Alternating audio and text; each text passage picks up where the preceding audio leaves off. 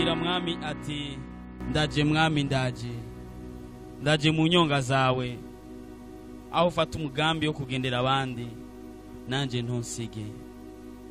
Uno munsi umbere umunsi udasanzwe, umunsi w'imigisha, umunsi utigeze kubaho kuri jewe, uwo munsi uri hejuru y'iminsi yindi yose, uwo munsi urusha iyindi minsi.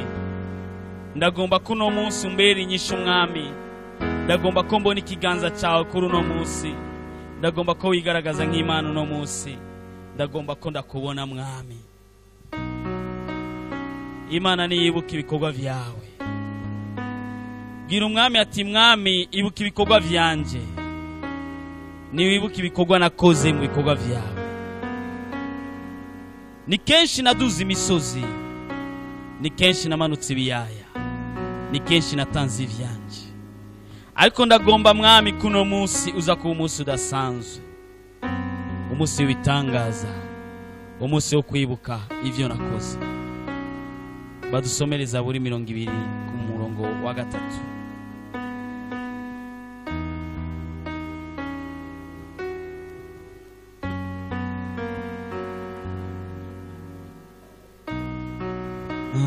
Umuntu ashobora kuba afise Bibiliya y'ikirundi adusomereza buri 20 kuri 3.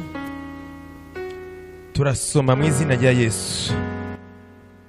Yibuke amashikanwa yawe yose, yakire ikimazi cawe coshejwe sera. Imana yacu nihabwe icubahiro.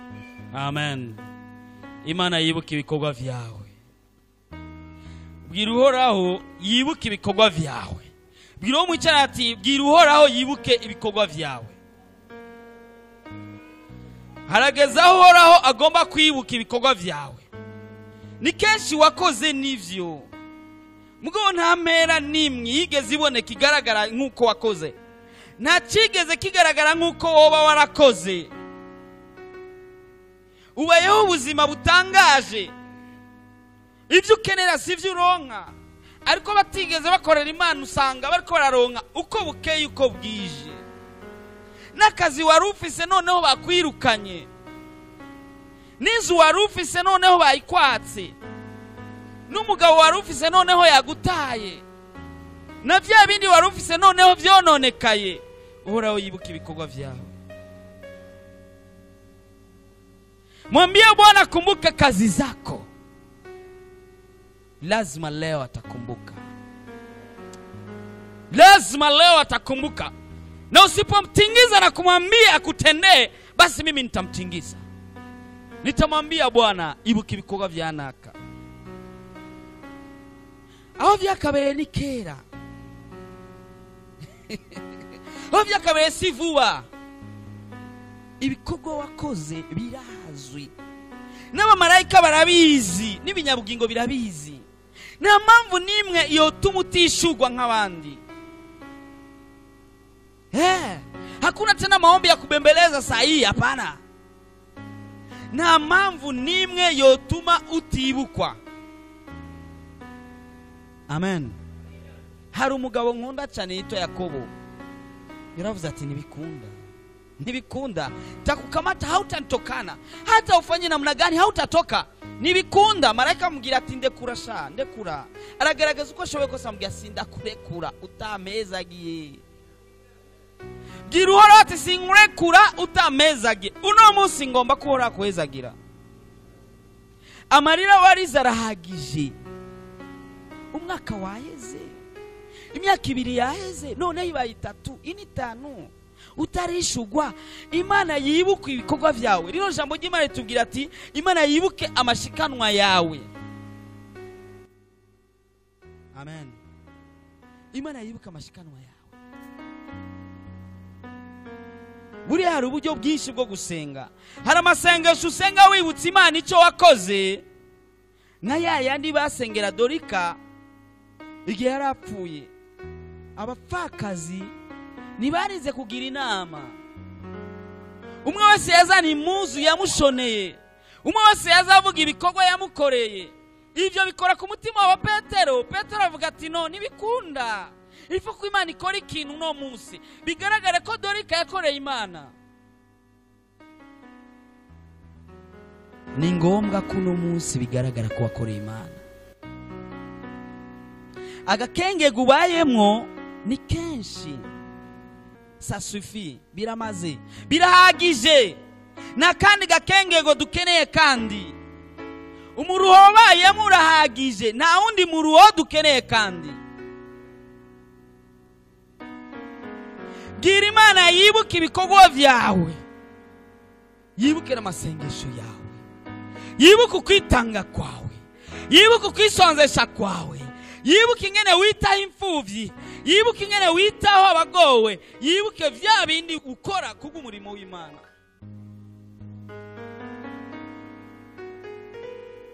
Bwira uwo muri caranya ati Imana yibuke ibikorwa vyawe, maze niwibwire ati Imana ibuka ibikorwa vyanje. Jackson, Imana ibuka ibikorwa vyanje papa. Bwira mubwire, nawe uvuga haute voix, ntangora, nawe uvuga cyane nta kibazo. Bwira horaho ati ibuka ibikorwa vyanje. Aho byakabereye ni kera, iki ni igihe ngomba ko wishura. Sinkurekura utamezagiye, sinkurekura utanyishuye. Ni igihe canje nanje cyuko kwibuka ibikorwa vyanje.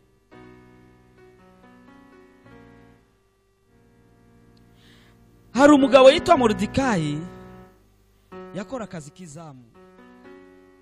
Yigeze gukora ineza ayikorera umwami, mugabo ntiyigeze yibukwa. Bamucako bamusurira ku ivu n'ivumbi ryose, bamubona nk'uko umenga ntacamaze. Ariko nubwo yaboneka ko atacamaze, yarigeze gukorera ineza umwami. Naho abantu bakubona ko batacumaze, warigeze gukorera Imana. Nubwo abantu babona ko atacumaze, warigeze kwitanga ku by'Imana. Naho abantu babona ko atacumaze, warigeze kwihereza Imana. Warigeze gutanga n'ibyawe kubw'Uhoraho, warigeze no gutanga imyanya yawe kubw'Uhoraho, amafaranga yawe kubw'Uhoraho, ibyawe byose kubw'Uhoraho. Nta mpamvu n'imwe Imana itokwibuka ibyawe. Nimba yasinziriye, Imana nibura itiro, maze isabe igitabo cy'ivyabaye byose. Umwami yibereye mu gitanda, sinzi ko harageze saa 8 y'ijoro, sinzi ko harageze saa ngapi, umwami abura itiro. Avuga ati mume igitabo cy'ivyabaye cyageze kuba ngaha mu bwami bwanje, ndabe nsome subire. Asanga Moridekayi wa muzamu atigeze yibukwa n'umusi n'umwe, batigeze bamuha n'ubushefu de quartier, batigeze banamuha n'ubushefu d'avenue, batigeze bamugira na nyumba 10, batigeze bamugira na nyumba 5, basi bamugira na nyumba moya basi. Ntabwo bigeze bamwibuka Moridekayi, ariko warindira igihe kanaka bamaze gufata ingingo yuko bagira bicwe. Hari igihe inyishu yawe iteba, ukibaza ko Imana yakwibagiye, ukibaza ko Imana yasinziriye, ibirindiriye ko bashiraho igiti cyo kukumanika, ibirindiriye ko bagusohora urubanza ko gupfa. Nici birindiriye. Amen, amen. Baragize inama kubw'Abayuda, Imana irihorera. Basubira inama zindi, Imana irihorera. Na Amani agira inama zindi n'izindi, Imana irihorera. Ubwo bari bazi ko Imana atakiza gukora, kumbe Imana yari irindiriye ko bafata ingingo yuko ubwoko bwa Moridekayi bwose bwera n'abasteri bose bahera, maze Imana ibuzitiro umwami. Harageza aho umwami aburitiro. Amen. Reka Imana yibuke ivyacu, reka Imana yibuke ivyawe, aho vyakabereye si vuba. Abataye Yosefu mugobo bamuta mu kinogo, bari bazi ko inzozi ziwe zishize. Nibabona ko inyuma yaho hari ikindi kintu. Ndabona Yosefu ari mu kinogo, araba hirya ni kibambazi cy'ikinogo, hino hirya no hino, sinzi hasi kumbure hari amazi nta ubizi. Akaraba hejuru akabona gaco gatonya, kumbure yivira ati Imana yambeshe, zijya nzozi ntabwo zizoba. Abonye habayeho igice kigira kabiri cyo kumukura mu kinogo yibaza ngo bagira bamusubize muhira. Ifovuara babigira ni inshuti ziwe abo bavukana.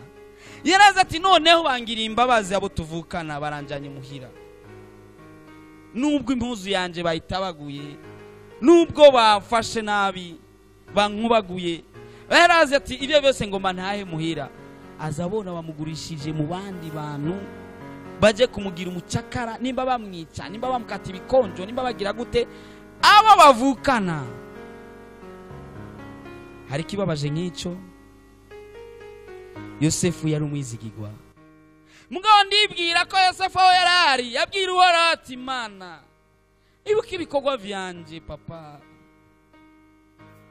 ibuka ko nari ku karago, ibuka ko nama ngusenga, ibuka ko nama nitanga, ibuka ko ibihe vyanje byose nabaye imbere yawe mwami. Yosefu ageze gukora kwa Potifa yaraza ati noneho ndakomeye. Mugabo mukanyi sase yisanga mu gasho, yabaye imyaka mu gasho. Ndibwira ko aho yarari yavuga ati Uhoraho ibuka ibikorwa vyanje. Mugabo Uhoraho yararindiriye ko bibera hariya nyene mu gasho, asobanura inzozi aho nyene muri ako gasho. Hari igihe ibintu bigushikako ukabona nko kumengana ibibazo, ariko ivyo bibazo kumbe biriko gusunikira ku nyishu.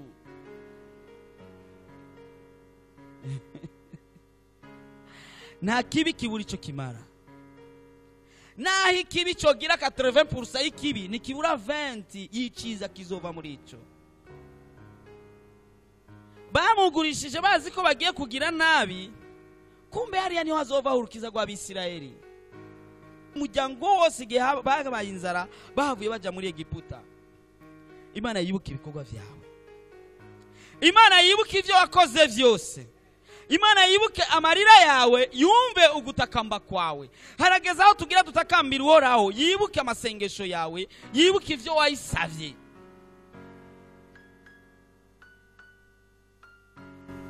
Amen. Amen. Ninde yiteze kwishugwa uno munsi? Amen. Nanje nditeze kwishugwa.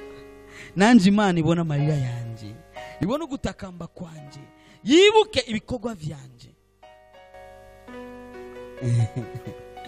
Nimba warakoze nabi ntavyibuke none ni wihane.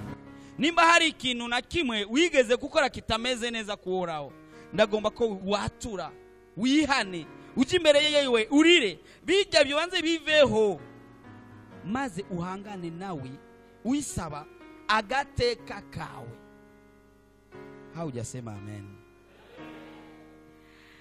Wa mugabo Yakobo yabonye umumarayika avuga ati uyu hatanitokana hapa. Naho biba bimeze gute? Umumarayika murazi ko yamufyonze umutsi yo kwitako, arahinyagara.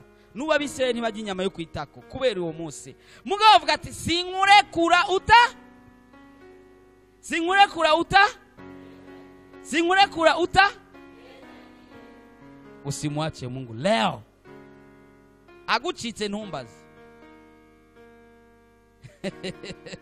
Yibuke ibikorwa vyawe. No, nawe ni wibuke ibikorwa wakoze kuhoraho. Sibike, sibike nibigenda uko mazima yongwe. No, oh yeah, harageza Imana twishura, harageza aho twinjira mu masezerano yacu, harageza aho tuyahonyoramo. Sema amen. Abisirayeli harageza aho binjira mu masezerano yabo, mugabo babanje guca mu bugaragwa burebure, harageza umunsi bahonyora muri Kanani. Uno munsi ngomba ko tuhahonyora aho byakabere si vuba. Usengurira moso zagakoroka. Hivi hakuna black hatumwachili. Hatumwachili mpaka atubariki. Numurekure kiretse yagu kiretse ameza agiyeze. Sindamurekura kiretse, sindamurekura kiretse. Sawa, tunataka kwenda, tunataka kuingia muda wa maombi.